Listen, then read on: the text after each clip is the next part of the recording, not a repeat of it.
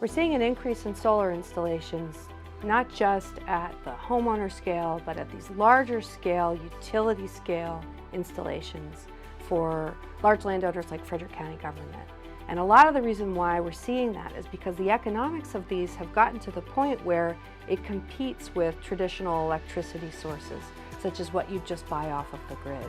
And so now we're able to start to really look at how we might be able to start substituting some of our older energy production using solar electricity.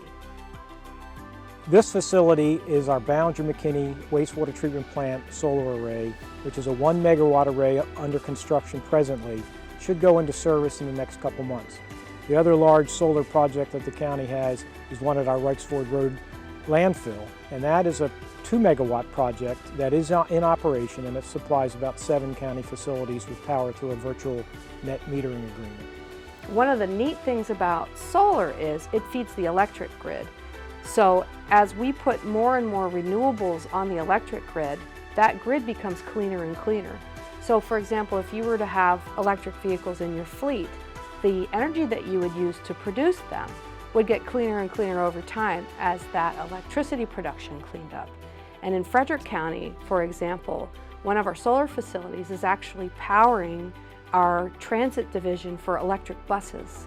So for this project, most of the power, if not all of it, will go to power up parts of the Ballinger-McKinney wastewater treatment plant. This is the most advanced and largest wastewater treatment plant in the county. So this power will allow them to have about 20%, up to 20% of their power from a renewable source right here on site. The other project, which is the Wrightsford Road landfill solar project, we have a power purchase agreement with Tesla Energy to buy power for 2 decades. That project actually powers up 7 county facilities. Those facilities include the Scale House out at the landfill, Winchester Hall, Seaber Arts Library, Urbana Library, the Emmitsburg Library and Senior Center, as well as the transit bus chargers and the Frederick Senior Center. Our county has a goal to power 20% of its buildings through renewable energy as a part of a Maryland Smart Energy Communities. And so we've been able to do that through these 2 solar PV installations that we've put in. Both of these projects are actually helping us meet those goals at very good electric rates. At 6.6 cents per kilowatt hour for solar power for 20 years, it never goes up, for a solar supply, for instance, from the landfill, is an excellent rate. And we're hedging the cost of increases in electricity by locking that rate in for 20 years. We're producing our own homegrown electricity that is cheaper than what we would be able to buy on the grid.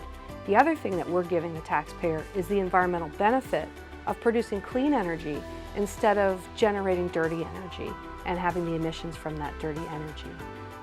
I would stress that we're looking at 2 different models here. The one at the landfill, which we started first about 3 years ago, that project is a sort of public-private partnership, and it's through a solar power purchase agreement that we're acquiring that power. We wanted to explore that because we did not want to invest any money in something that we didn't know that much about. This is the next step. Now we're looking at, we know a little bit more about it, why don't we own and operate the system?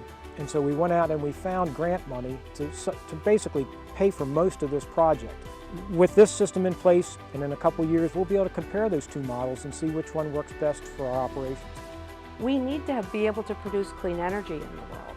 And everybody who understands that we are facing some environmental crises also understands that there are opportunities in creating a new economy around how we use and how we produce and use energy.